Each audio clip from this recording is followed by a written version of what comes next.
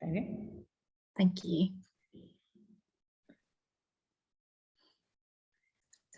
So I'll wait for a little longer just in case people are still joining us. I'll wait until 4 and then we'll kick off properly. How many have we got yet, Catherine? There are 16 in so far, and we've got 50 something registered. So I imagine there's quite a few people still to come. Okay, so for those who have joined us, we're just going to wait a little longer. Thank you.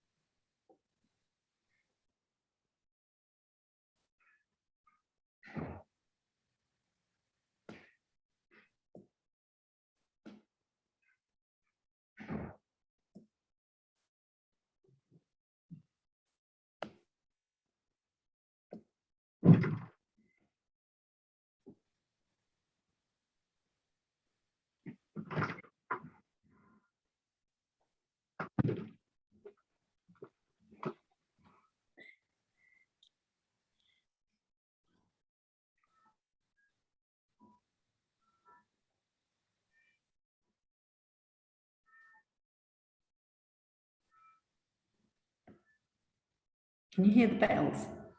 Yes. I'm right next to Leicester Cathedral. And it's there you go. Telling us it's nearly time to start. Nearly time to start. I'll just give it a little moment. Here we go. Okay, I shall, on the toll of the bell, I shall start. So yeah, thank you for those who've joined us. Hello and welcome to our Net Zero Schools webinar. This webinar is going to run for an hour.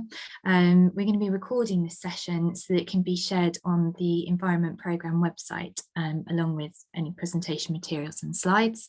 And the link to the web page will be included in the chat for your information, so you can take that away. Please do join in the discussion by using the Q&A function, and those points will be picked up throughout the session where possible. If, however, we do run out of time, we'll take them away and follow up afterwards.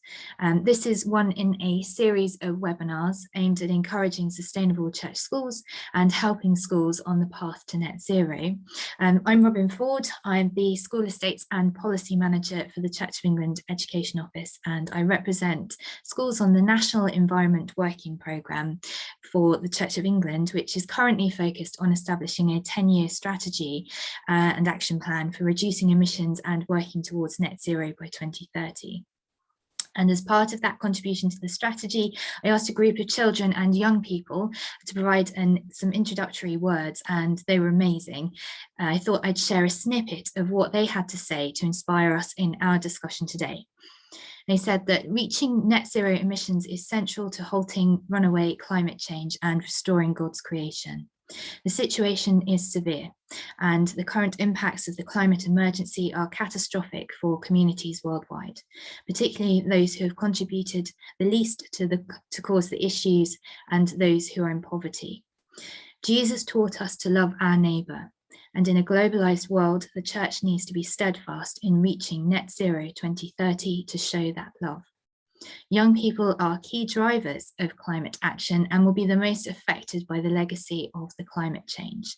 Listen to us when we call for ambition and action. Don't drag your heels. Get on with it in love, grace, and humility. Powerful words from our children and young people. And on that note, I will ask my other colleagues from the Environment Programme for the Church of England to introduce themselves very quickly, and from there we'll continue to the first presentation, and the agenda will be put into the chat for your information. Thanks. I'll pass on to Jo first. Thank you.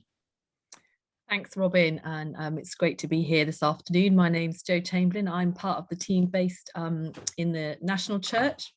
My role is the National Environment Policy Officer, and I work a lot in the engagement side, trying to make sure that the church engages with public life and has a voice into the public square, but also supporting the church as it gets involved in environmental issues, climate issues, and in particular our work towards reaching net zero carbon by 2030. So I'm very involved in the hearts and minds part of the work, I would say describes the role that I do. And Catherine is my colleague.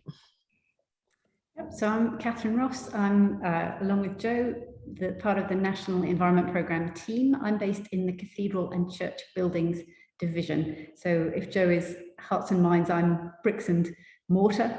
And between us, we support the National Environmental Working Group, and we support the network of diocesan environment officers all around the country. And I think I'm handing over to Alex to introduce herself. Hi there, everyone. I'm Alex Green. I work for a charity called Ashden, and we run the Let's Go Zero campaign. So I'm going to share some slides with you now. So I'm going to talk to you a bit about our campaign and why we brought it, why we started it, and why how you can be involved really, and why you should be involved as a school. So Ashden's a charity. We're London based, and we do work internationally as well as work with schools across the UK. And we started the Let's Go Zero campaign just over a year ago because we could see there was a real change in demand, a real increase in the number of schools that wanted to take positive action. We were getting lots of requests from schools saying, I want to take action, I don't know what to do, I don't know how to do this. And it felt wrong that it was people like us who were there representing the views of schools when we were talking to government and talking to them about how they could change policies. And then we also looked at schools as part of society. So today there are 10 million people across the UK in a school.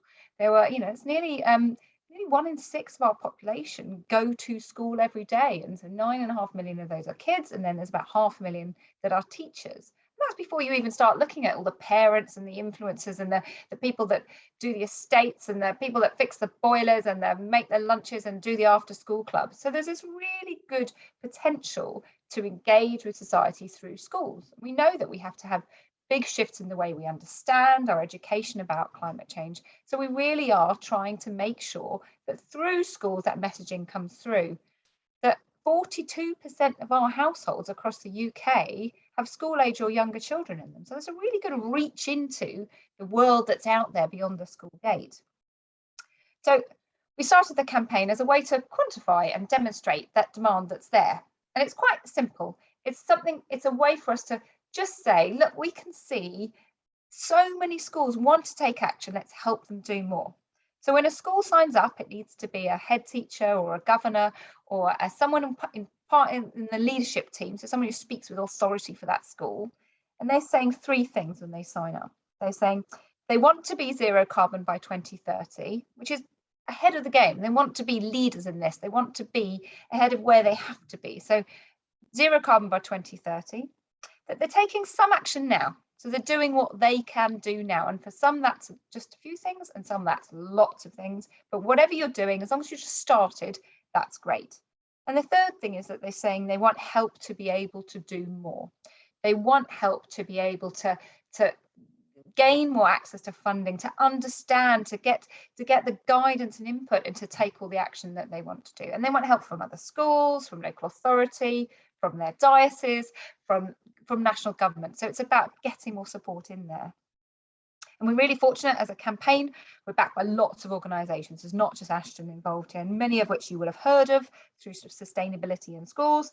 We've got WWF, Global Action Plan, Fair Trade, Sustrans, Soil Association and Eco Schools, all there helping us to create the campaign, but also to back it and to share it and to support the work that's going on in it. And we're also really lucky, we've got over 30 local authorities that are encouraging their schools to sign up. We've got Church of England supporting it, which is wonderful, the National Education Union, we've got the Confederated Schools Trust, the NGA, we've got all these brilliant organisations who are sort of within the hearts and minds of schools and education, who are all supporting this campaign, and we really hope that it's going to grow. So we've just passed 500 schools. So we've got 520 now. So that's really brilliant. And so we're hoping that's going to really grow. And as we get closer to the big COP summit, we hope there'll be even more there that are there supporting what we're doing.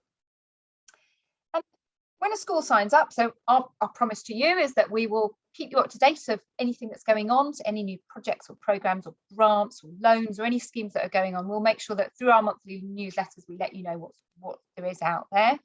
But then we'll also put you in touch, connect you in with the action planning tool that's been developed by the brilliant people at Global Action Plan. So there's a brilliant tool there now that will help you work out what you've done, what you need to do, what you should do next, give you an idea of how much impact that'll be. So it helps take some of the decision making out of what to do next. So that's all live, and all these links will be available for you after the webinar as well. So there's so much out there, and it's just brilliant to get the schools involved, and whether that's being involved with some of our work writing to MPs or talking to government or all kinds of things like that. You can be involved as much as you'd like to. So I encourage you to go to the website. It's Let's Go Zero. If you Google Let's Go Zero, you'll get it, and the website will come to you after the webinar. And also sign your school up if you can, and it'd be brilliant to get you part of our brilliant movement, which is full of Church of England schools already. Looking at the stats already, 20% of our schools on Let's Go Zero are already Church of England schools. So it's a really good, you're doing very well. So let's get a few more. So now I'm going to pass you over to Matt Fulford. And he is going to talk to you about his work that he does at Inspired Efficiency. Thank you, Alex. Yeah, that's a great introduction to, and I'm just going to make sure I share my slides. Sorry, 2 seconds. I'm not so good at multitasking because I'm male. So let me just make sure that those slides are up there. So that's a great introduction to actually, becoming net zero carbon. And I wanted to talk to you about a school that I'm heavily involved with that has managed to achieve this. So in my day job, I advise a number of organisations, including the Church of England and Department for Education, and a whole load of schools and academy trusts and the like on how to become net zero carbon, how to save energy, how to decarbonise, and access funds for them and help deliver projects for them. But there's one school I've been particularly heavily involved with, probably because I was chair of governors there for about 8 years, and it's my local school, that actually signed up for the Let's Go Zero campaign and programme, and has actually already become a zero carbon, a net zero carbon school. So I wanted to share with you what that school had done, how it's achieved it, what that looks like, and sort of highlight that really to you as a case study out there. So this is the school. It's a relatively small, half-form entry rural primary school in the Cotswolds, and this school used oil to provide its heating. Used to provide hot water through its oil boiler as well, but over the sort of 5 years before this, it moved over towards electric hot water heating. So we got rid of the hot water tank, and it was really kind of in this position of hating the oil boiler burning away and the fumes coming out of the chimney you can see up there. Because it really did have a very strong ethos about caring for creation, and wanted to do better. And the great news is it has.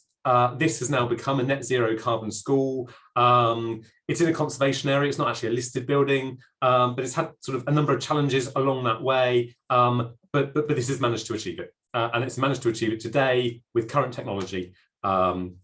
And I'm pleased to report it's all working fairly well. So what happened in this school? What did we do in terms of the real tangible parts of this project? Well, firstly, we very much wanted to make sure that we were reducing the amount of energy that this school was using. So reducing the demand was absolutely key. As with most schools, it already changed lights as they failed towards more energy efficient ones, and was trying to do little bits and pieces. But this project really picked up from those kind of little small actions that it had taken and grabbed hold of it and ran forward. So we've changed all of the lighting within the school to modern LED lighting, which is the highest efficiency it can be to reduce the amount of electricity we need. And we also introduced in a couple of our classrooms some new suspended ceilings, which just dropped the ceiling level down very slightly, and then allowed us to be able to put some insulation up in behind those. So those rooms are now very well insulated. They also have a slightly lower, not that much lower, but just slightly, heated air volume inside that room, so they can warm up that bit quicker and retain their heat well. And also the teachers have rather enjoyed those ceilings because they've helped with some of the acoustics within the rooms as well. So there's always these sort of secondary benefits around. With all the lighting, when we put that in, we put a lot of the lighting onto movement sensors, not within the classrooms, but certainly within the corridors, within the toilets, actually within the staff room, and those sorts of areas. So they'll automatically go off when someone's left the room. And again, other secondary benefits from that, that's taken away some touch points from a COVID point of view, particularly in the toilet areas. So we've got less light switches around that people are having to touch. So there's always these sort of secondary benefits that are coming through from there as well. So that was kind of what we were trying to do to reduce some of the electrical demand and some of the heating demand inside the building. And then we very much looked at the building fabric as well. We still had some single glazed windows left, mainly actually in these sort of more heritage traditional style windows. So we very much replaced those with new double glazed units, had to get planning approval for all of that kind of thing, but that was forthcoming. So long as actually we did them in a very sympathetic way to the style of the building that was there. So those are now double glazed units inside these stone mullions there as well. We've got some, I was going to say newer parts of the building, they probably date from sort of late 60s, early 70s, extensions around the place which had cavity walls, but the cavity walls are uninsulated. So you can just about see some few telltale little holes there where these walls were drilled from the outside and filled with cavity wall insulation that we're all fairly familiar with as technology within our homes. So very much wrapped up the school as well. And in the old Victorian part of the school, we had a suspended timber floor, making the sort of the ground floor. And we had people crawl in underneath that and insulate up underneath that floor. So that's really helped to retain the heat within that space and also stop some of the drafts coming up through those floorboards. Even though it had a carpet on top, it's still got some cold air coming up through, but that's now all stopped. So it's really helped to reduce the amount of heat we need in the building altogether. And once we've really lowered that demand down, then we went ahead and replaced the old oil boiler for some air source heat pumps. And these are those air source heat pumps sitting just outside where the boiler room used to be. And it is those 4 heat pumps that generate all of the heating needs for that school. We have no other boiler, we have no other backup. It's all being done by those air source heat pumps that are there. We managed to connect those to the existing heating system. We actually had an underfloor heating system within the hall, which was a fairly new build element of the school. And the rest of the school, we had normal radiators with normal pipe work going around them. And actually we've managed to connect those without having to adapt them any further, because they were already of a very good size that helped getting in there. This is what the inside of the plant room now looks like. As you see, no boiler at all. We have some control panels here for the heat pumps. We have the heat coming in with various pumps and arrangements to send that out into the school.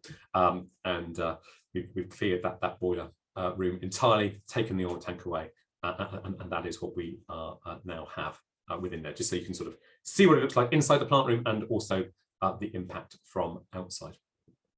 And then that sort of sorted out all our heating, and the final thing we did was install some PV panels on the roof. We had a good south-facing roof on the hall, and so put up some PV panels there. Those are connected in, for anybody slightly technical there, two inverters onto the panels. And actually, this unit sitting on the floor here is actually a 5 kilowatt-hour battery storage.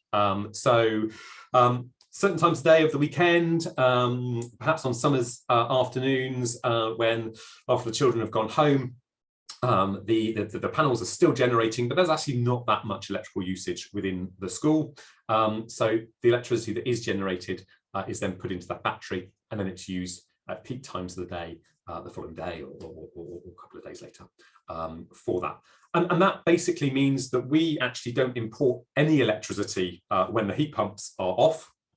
We're pretty much self-sufficient all through the summer months. When the heat pumps are on, because they're obviously drawing electricity at quite a decent level through, we are drawing energy off the grid, but that is all purchased from 100% renewable suppliers. In fact, the school uses Ecotricity, which is a local green supplier to the school there. So that's the project. That's what's happened. The school did other things as well, really trying to embrace the wider area of decarbonisation and sustainability. So we put in electric car chargers. Interestingly, these were, we sort of advertised the scheme to the community, who are massively behind this, and various businesses and other things that said, well, what can we do? And by combining all the generous offers we had together, we were able to pay for an electric car charger in there as well. So that's there to try and encourage the staff that drive to school to consider electric car for their next purchase. And we've already had visitors to the school. It is in the rural Cotswolds, quite enjoying coming to the school and going, fantastic, I can plug my car in. So that it is already being used out there. It obviously links into a wider ethos within the school for the Care for Creation. So they do lots of other things linked to Forest School. They have wildlife areas where they allow the grass to grow long. They've got community recycling hubs.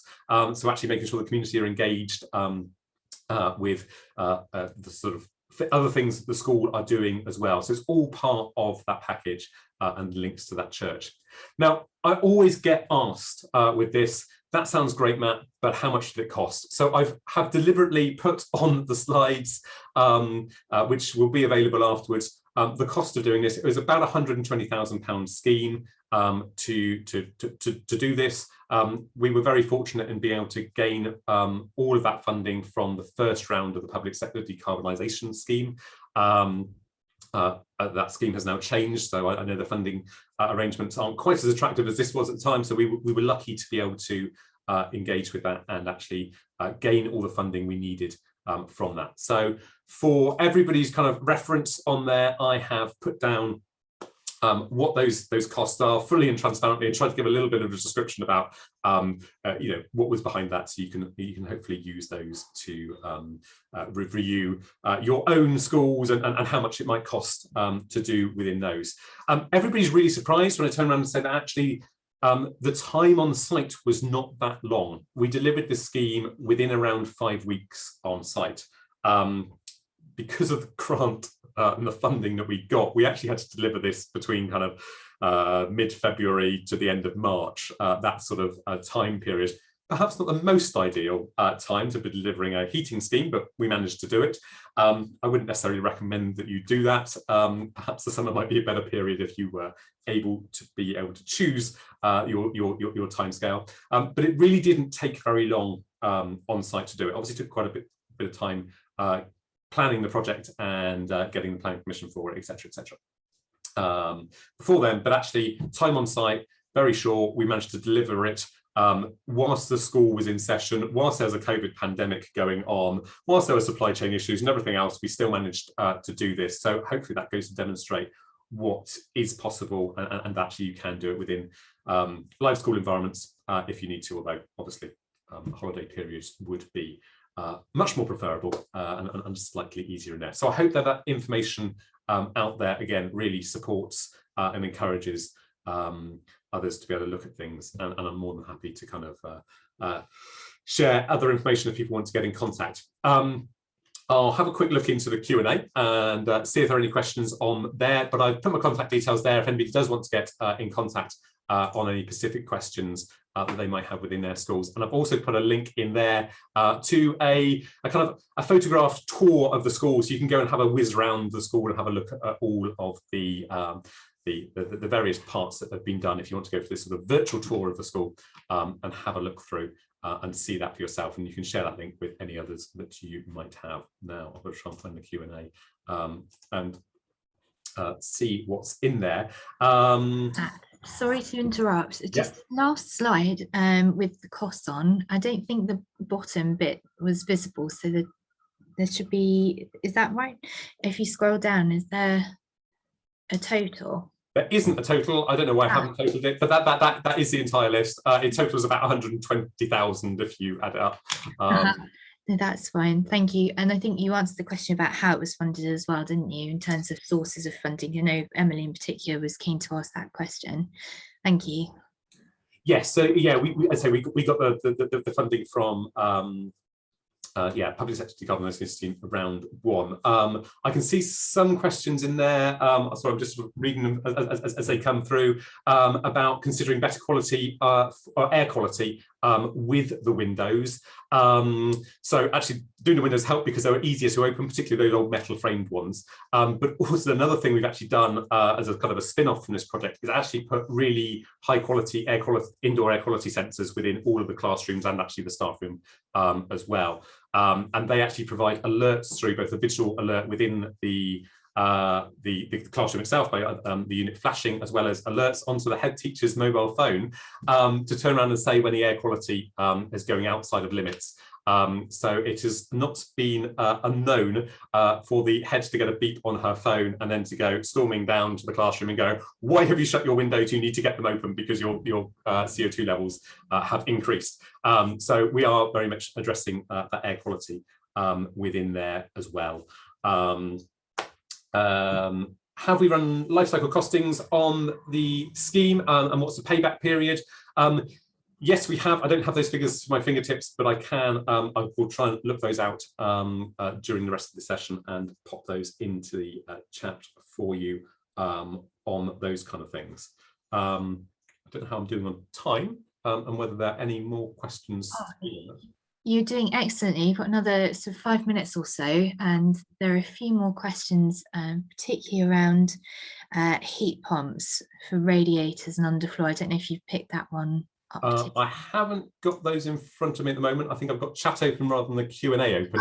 So the Q&A. You are able to just ask those questions to me. Right, let's do that.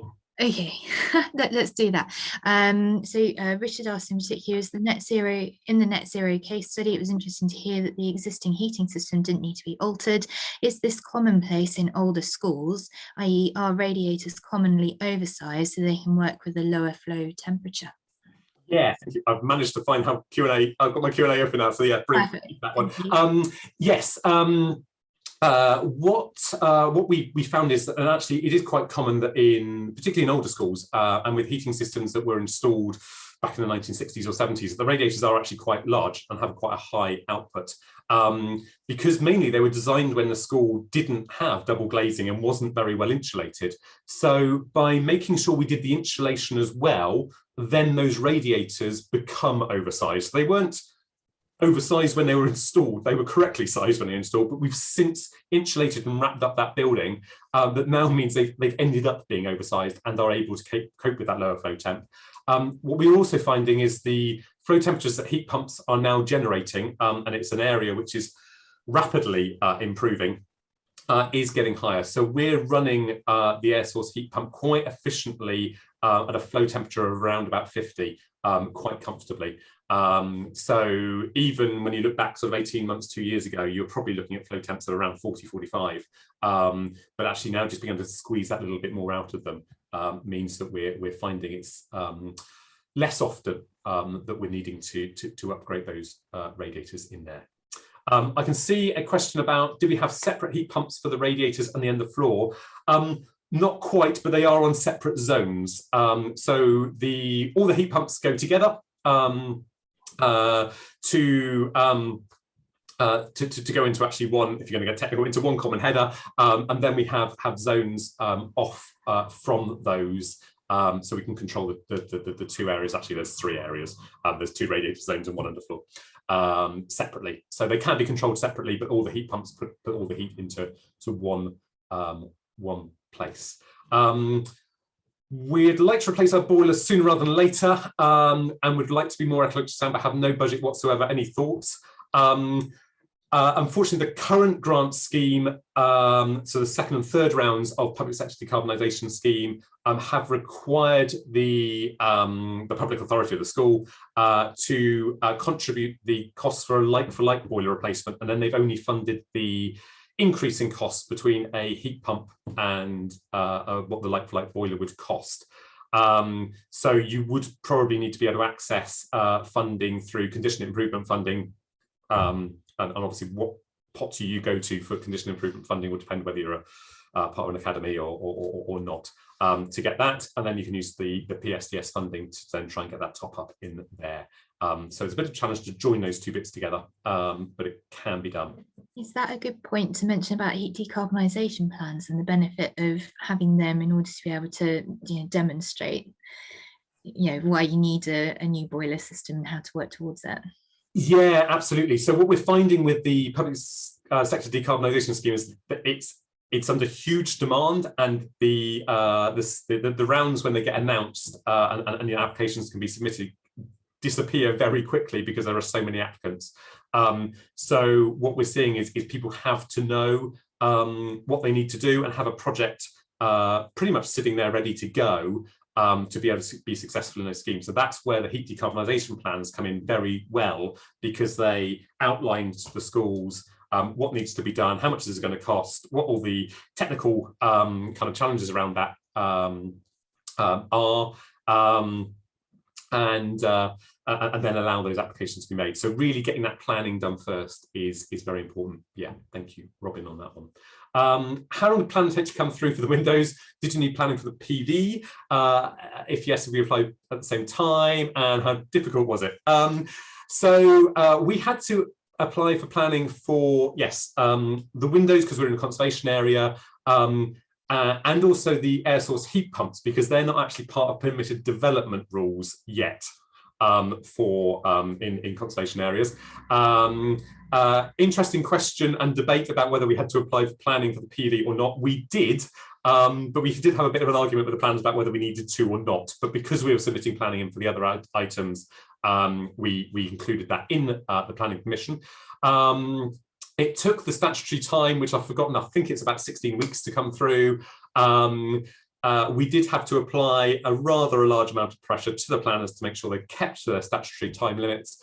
And we were thankfully helped by a local councillor who is the lead for the climate emergency within the area, to bend their ear, and it did come through rather quickly once she threw her toys out the pram rather dramatically, which was very good. So always worth bringing your local councillor on board with you, especially if you need to go for planning, to give them a kick when they need to.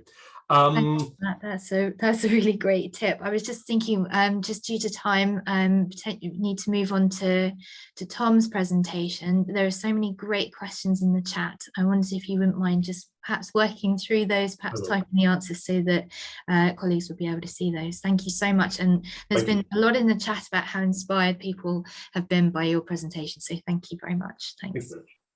Tom. Yes, hello. I will just share my screen so you can get my slides up.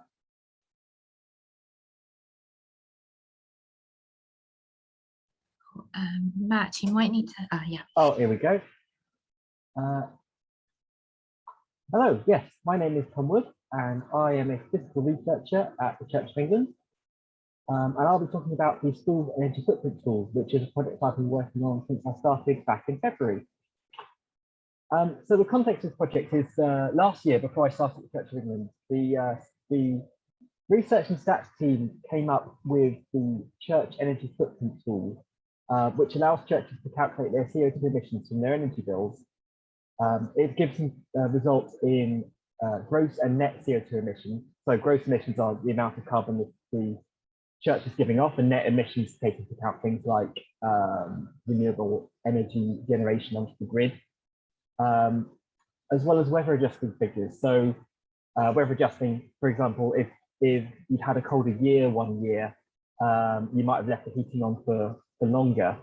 Well, weather adjusting allows you to give a sort of like-for-like comparison between different years. So it's it gives you a sense of whether or not you've actually reduced your energy usage practices, or whether you just have heating on for longer for because it was colder that year.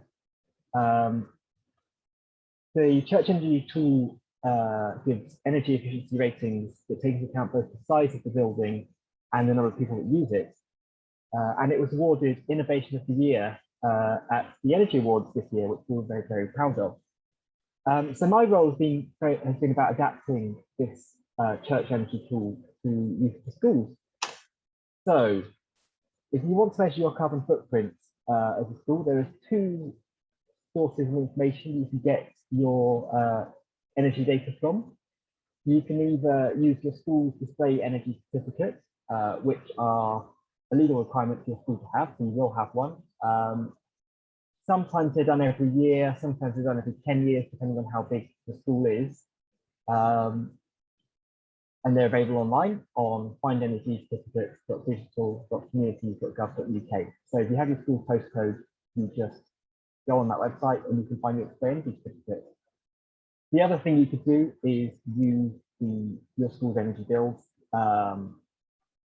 Someone in your school will have them, you pay them, so you'll have them on file and you can just copy the information from there. So they're the two things you can use to measure your energy bill, and they both will work in this tool, which I'll now show you how it's used, how to use it.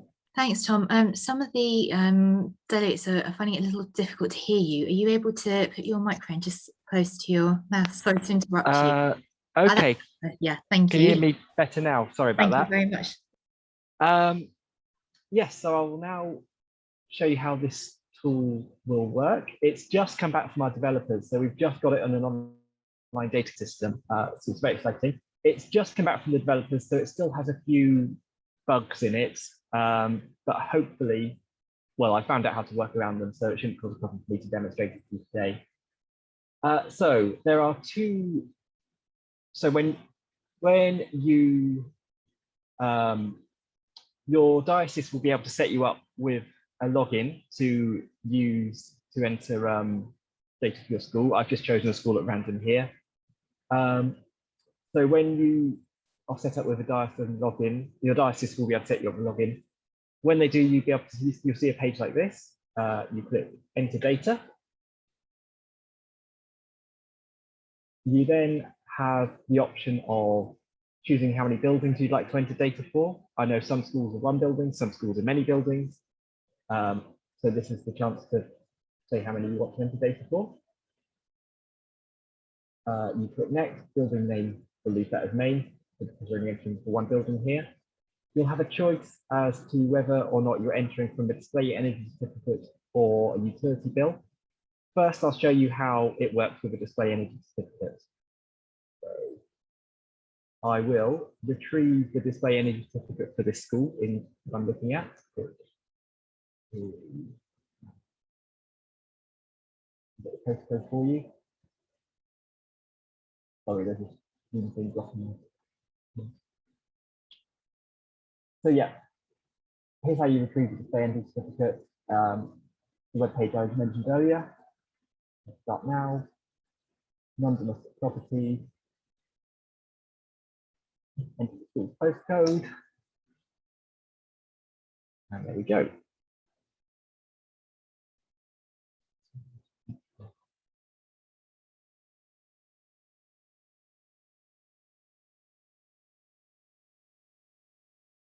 So once you've chosen to enter data from the display energy certificate, you'll get a page that looks like this.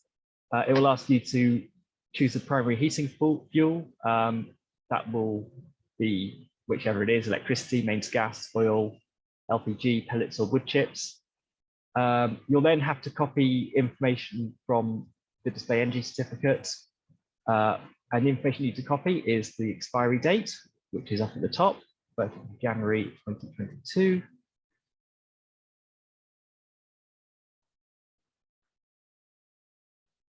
The annual energy use in electricity in kilowatts hours per meter squared per year, which you can find here.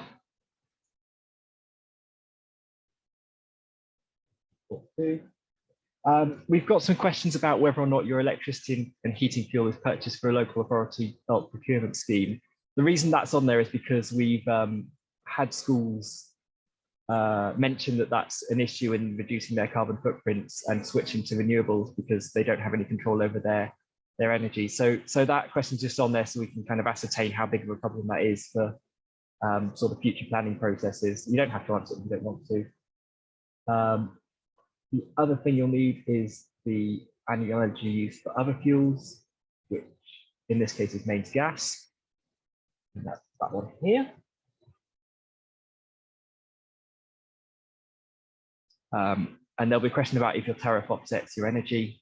I don't know in this case, I'm going to press unsure. Yep, see, I told you it had a few gremlins still in it. You'll then be asked to enter the total useful floor area. We've also retrieved the number of pupils and pre-populated that from government databases. If you want to change this number, if you think this number is wrong and you want to change it, you can, but that's pre-entered for you. The useful floor area is on the display energy certificate, and it's that number there.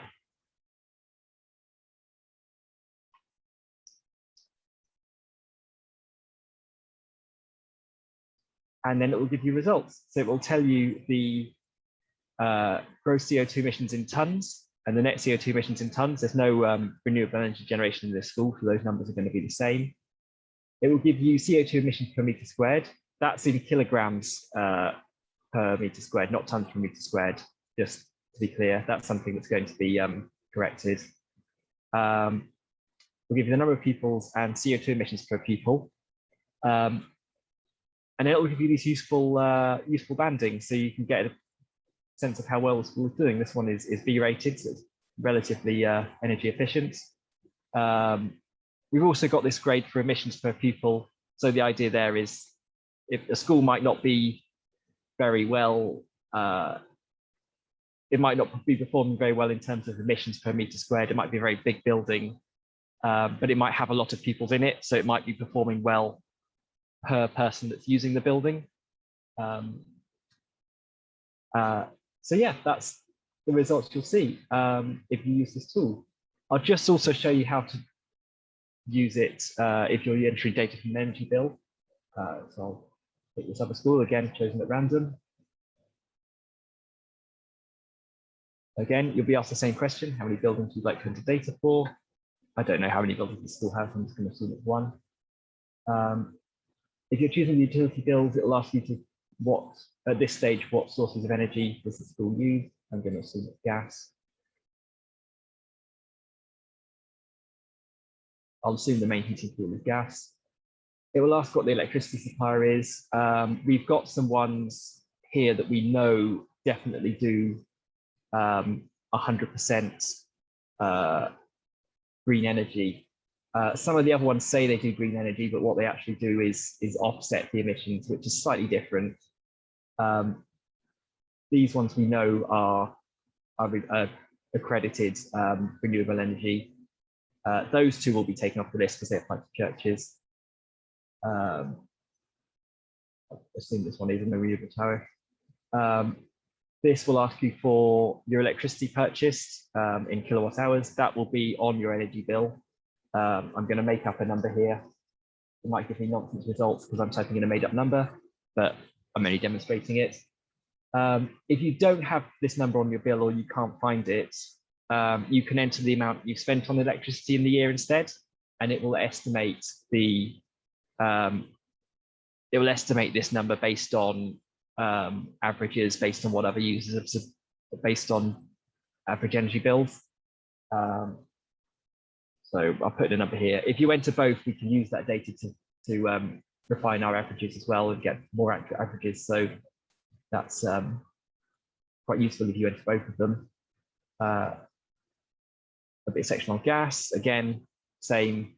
These are ones that do accredited green gas rather than ones that potentially just offset the gas.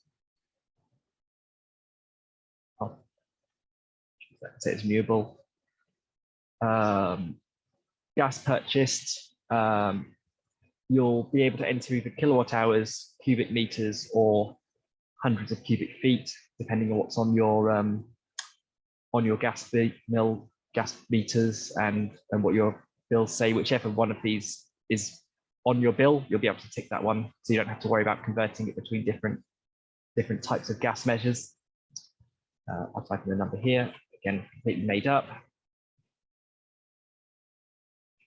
That's a high number. Again, you've got a question about offsetting. I'll press yes this time.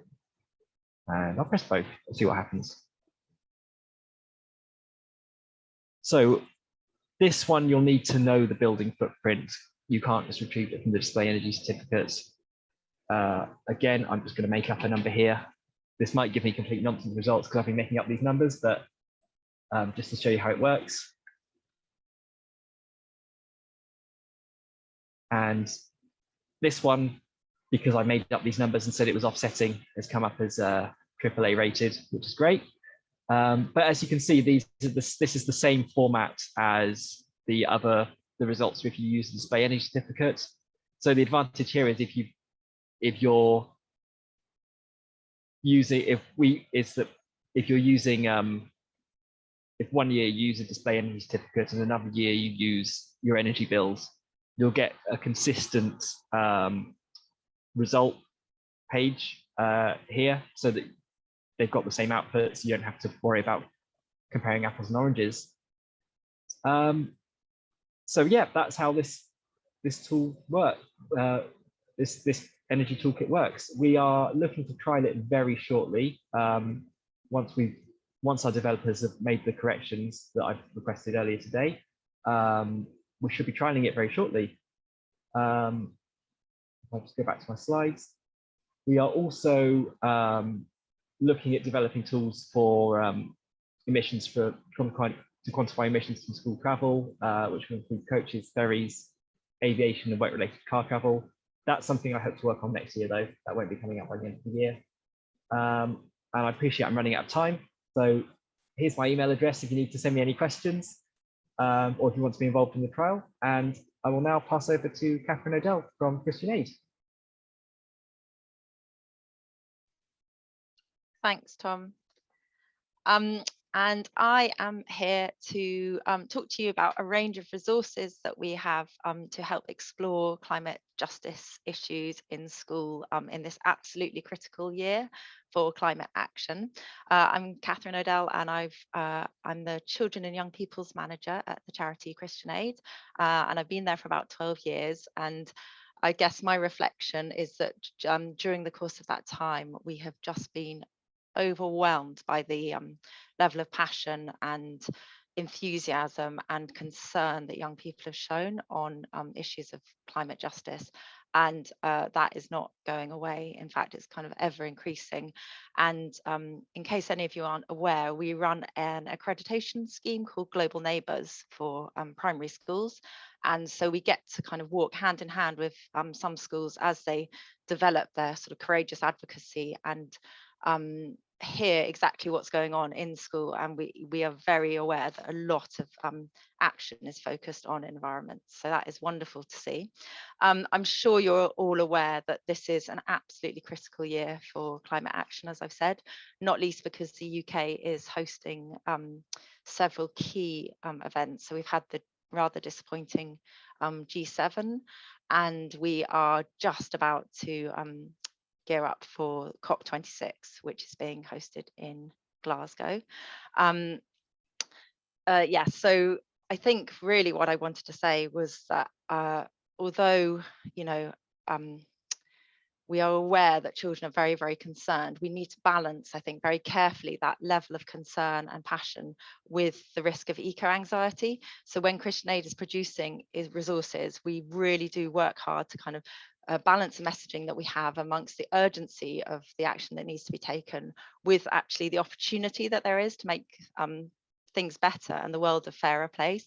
And it's been wonderful to hear all the very, very practical things that schools can do from the other speakers, because I think that that is a key way to deal with eco-anxiety, is to actually encourage schools to take action. And I'm going to be talking you through a range of resources that we have to sort of help both encourage that action, but also to develop teaching and learning around that. So I talked a bit about climate justice, and I just wanted to explain what I mean by that. It was actually beautifully articulated by the thing that Robin read at the beginning of this session, out of from the mouths of children.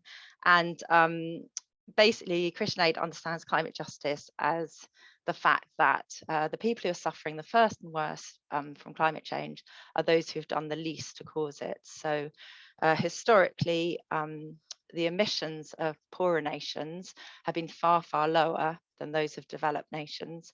And yet it is the people in poverty who are really, really living on the front line of climate change and feeling the brunt of this crisis. This image shows Cyclone Idai and the impact there. And as you can see, it's extremely difficult for developing nations to recover from climate shocks, but also to invest in the adaptation that is needed to withstand those shocks in the future. So next slide, please, Robin. Thank you. We're also aware that schools are dealing with quite a lot of things being thrown at them from various quarters, and sometimes it's a little bit difficult to navigate that. So we've actually come up with a one-page climate justice journey that takes schools right through this school year, with lots and lots of ideas and suggestions of resources that you can access things at every part of the school year. So currently we've got a harvest resource called Drink from the Well, which can we have the next slide, please, Robin? Thank you. Which is a reflective resource, and this we've themed this harvest one around climate justice. All of this will be kind of shown on the map that I previously showed you, the climate justice learning journey. So yeah, it kind of helps you to kind of chart the year. Can we go on? Thanks, and on one more. So the resources I really wanted to talk to you about today are our ones for COP26, which is starting on the 31st of October. And we've been working with the Climate Coalition, which is a huge range of organisations. And WWF has actually taken a lead on this resource, and it's got the backing of the UK government as well. And they've come up with this whole range of resources that will provide a really comprehensive teaching and learning package about COP26 and explain exactly what the issues are, what some of the sort of challenges of kind of reaching resolutions are, about the different stakeholders and the different things that they bring to the table, and actually enable schools to really, really explain to pupils what's happening. I think over the coming weeks, you're going to see throughout the media so much attention on COP26 and the climate crisis. So these resources will really help you unpack that in classrooms and help people understand what's going on and yeah, all the different issues at stake. And so the resources are split into three main areas. Could I have the next slide, please? So there's presentations to really sort of help pupils understand the basics about what's going on. And then there's the opportunity to host a mini COP summit in schools. So there's lots of fact sheets and discussion cards so that people can sort of role play the different stakeholders involved at a COP summit. And then finally, there's an action planning workshop to help your school take informed action going forward. And that's really, I think, where really there's pupil participation, and we want it to be sort of pupil led, but there is the opportunity, I think, to use that as a springboard into the sorts of actions that we've heard about previously, about kind of really taking control within school about the school's own footprint, and also taking that into the community as well. Could I have the next one, please?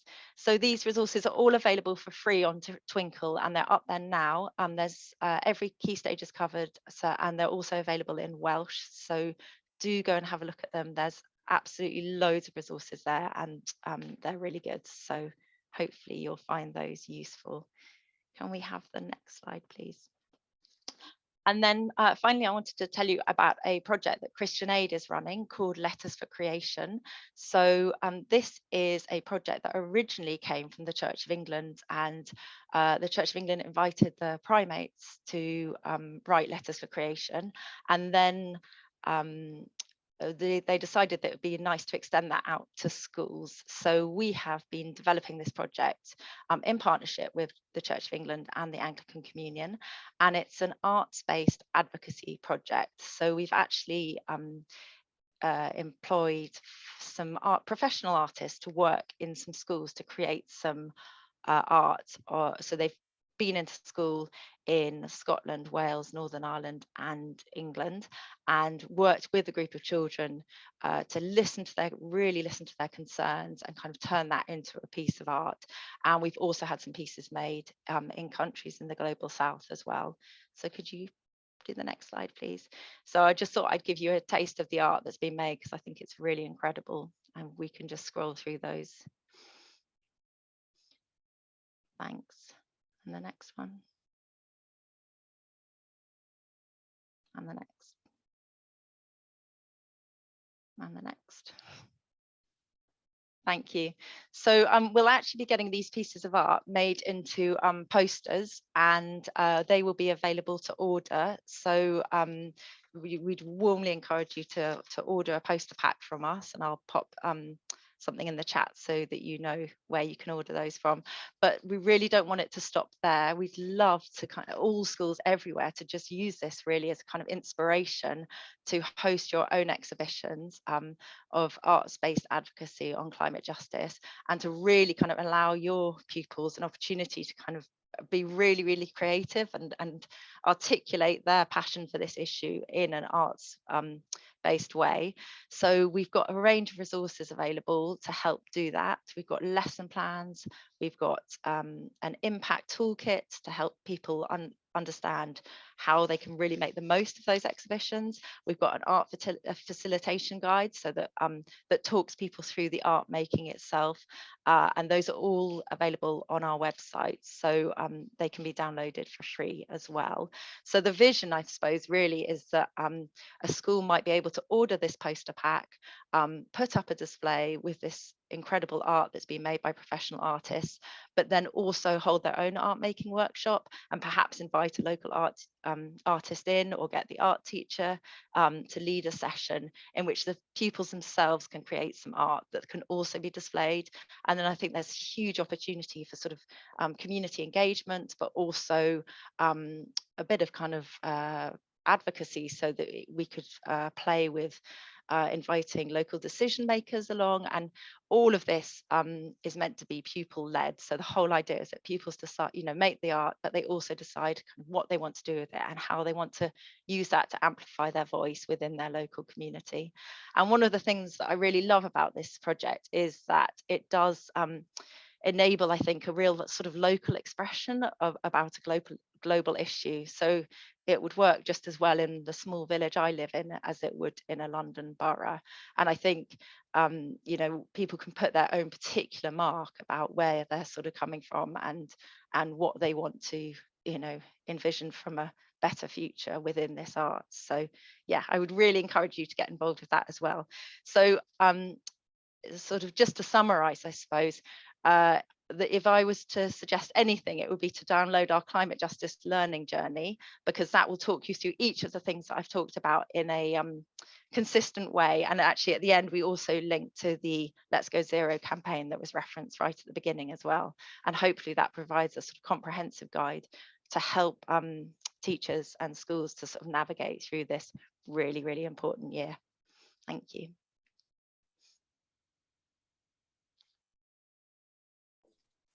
Thank you, Catherine. That's wonderful. And there's so many powerful and impactful resources available to schools for them to use. I don't know, Alex, if you had anything just to put you on the spot that you wanted to add, particularly in relation to those resources on Twinkle, and Catherine sort of mentioned cross charity working, if there's anything you wanted to add on that. Yeah, just to say that the resources are so brilliant, and that they've been created by so many different organisations coming together, and so many really knowledgeable organisations to trying hopefully to make it as easy as possible, so that it's there, use it, make the most of it. And also it's not just about between now and COP, which is getting scarily closer. You know, keep using them. There's loads of brilliant content in there, learning about how people live across the world and how that impacts them in terms of their climate change. Just, you know, use it and just be part of this bigger movement of change and climate education that we're all there to support. So yeah, I can't sort of recommend them enough, and get your Forest of Promises leaves done and get them sent off so they can be part of the big event at COP as well. That's great. Thanks, Alex. And thank you to everybody who's contributed and added questions. We will continue to work through those. And as I said before, we'll follow up on any ones that we've not been able to answer within the space of this session. Just to reiterate, do sign up to the Let's Go Zero campaign. There's loads of fabulous materials on there that you can use, and it's great that schools have that ability to make that declaration and that commitment as well. And thanks to Matt for the Net Zero case study, which makes us realise just how possible it is, particularly, you know, for those sort of officers who are looking at funding and pulling together and project management. It's great, you know, to see those. And also I do recommend doing the is it a remote tour that you describe it as? There's a virtual tour, that's the one. That's great as well, and circulate that to your other colleagues to inspire them too. In relation to the energy footprint calculator, I know Tom mentioned that there's a pilot. If you want to sign up to that, please do come to me. I'll put my email in the chat, but I'm robin.ford@churchofengland.org, and I can put you in touch with Tom, and we can, you know, definitely value your input and engagement in putting that together. And it's looking great, by the way, Tom. And Catherine, thank you very much for going through all of the fantastic resources that are available. And I suppose just to add that the Letters for Creation, the artwork is absolutely beautiful. And it will last beyond COP. So if you're wondering as an organisation what the legacy and how to keep that momentum going, the Letters for Creation is a great way of engaging in doing that. So thank you, and thank you to the Environment Programme team for hosting the webinar. We're here and we want to, you know, engage with all our school leaders and communities in this particular issue, so we really want to hear from you as well. So thank you for joining us, and take care. Thanks.